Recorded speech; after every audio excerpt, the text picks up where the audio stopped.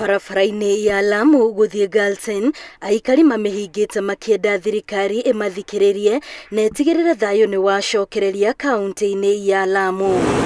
Aikari a Salama, Withu na Juhudi marauga matireire toro kumana na mĩrurumo ya rithathi thutha wa ekinaĩ gũtharĩkĩra matũra mau na gũtiga andũ erĩ makuĩte thutha wa kũhũrwo rithathi.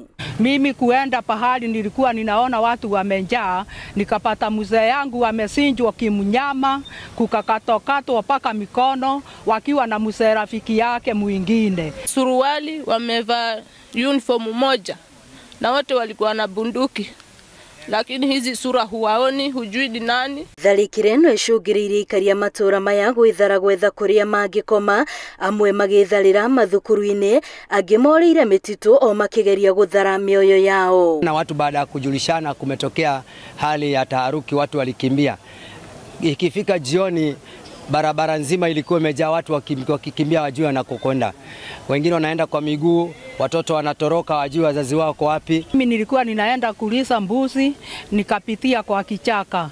Mimi si kurudi kwa nyumba, nimelala kwa kichaka na hiyo umbu yote. Sasa nyumba nyingi zimetoka pale kwa zile vijiji, zinaenda kuishi kwa familia zao mahali kwingine.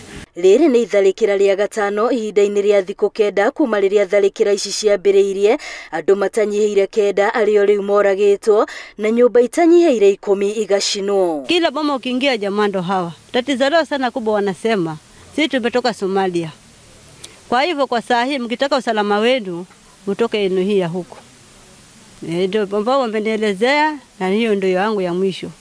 Na huko mimi huko siwezi kurudi tena. Serikali kama inawezekana watusaidie.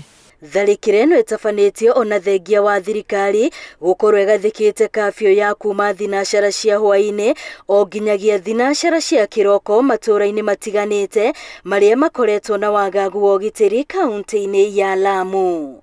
Ngĩribotera Inooro TV, rĩtwa rĩakwa nĩ Wambui wa Macharia.